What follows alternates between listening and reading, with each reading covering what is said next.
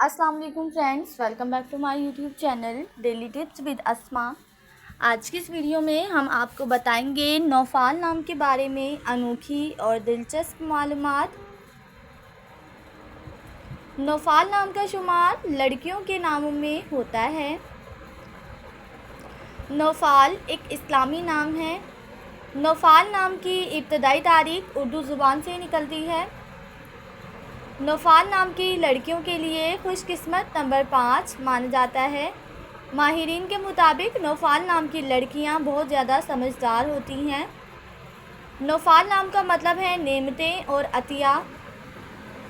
नौफाल नाम की लड़कियों के लिए खुशकिस्मत दिनों में बुध और जुमे का दिन शामिल है। नौफाल नाम के अफराद के लिए मुवाफिक रंगों में पीला, नीला और सब्ज़ रंग शामिल है। नौफाल नाम के अफराद के लिए मुवाफिक पत्थरों में फ़िरोज़ी पत्थर शामिल है।